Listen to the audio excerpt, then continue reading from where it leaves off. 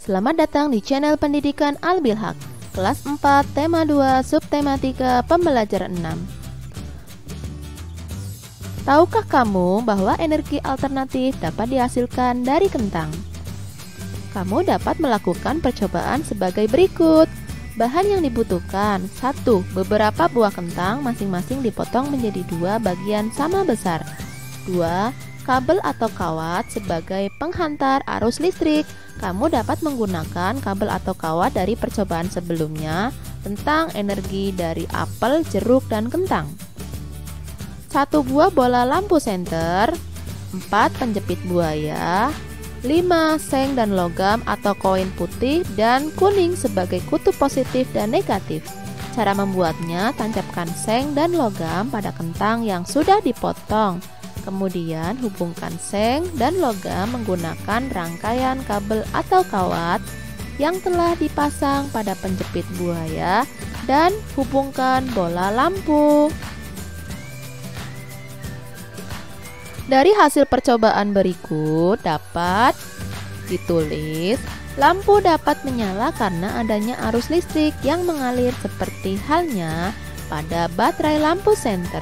Kentang dan lempeng-lempengan itu pun menghasilkan arus listrik. Kesimpulan, dari pengamatan percobaan yang telah dilakukan dapat disimpulkan bahwa kentang dapat mengalirkan energi listrik karena getah kentang mempengaruhi logam, seng, dan tembaga secara kimiawi, layaknya larutan elektrolit dalam aki. Diskusikan dengan temanmu. 1. Mengapa kita perlu mengembangkan energi alternatif? 2. Apa manfaat energi alternatif bagi kehidupan? Mari kita jawab bersama-sama. 1. Kita perlu mengembangkan energi alternatif karena bahan bakar konvensional atau fosil jumlahnya terbatas di alam. Jika digunakan terus-menerus akan cepat habis serta memerlukan jutaan tahun agar terbentuk lagi. Sedangkan energi alternatif jumlahnya melimpah di alam dan tidak akan habis jika digunakan terus-menerus. Mari kita simak beberapa energi alternatif yang kita ketahui. Yang pertama adalah angin. Angin bermanfaat sebagai pembangkit listrik tenaga bayu, kemudian menggerakkan kapal layar serta bermain layang-layang. Kedua, matahari. Matahari berfungsi sebagai penerang alami, fotosintesis pada tumbuhan, pembangkit listrik tenaga surya, serta menjemur baju, ikan, dan lain-lain. Dan ketiga adalah air. Air bermanfaat sebagai pembangkit listrik tenaga air, mandi, mencuci, dan minum.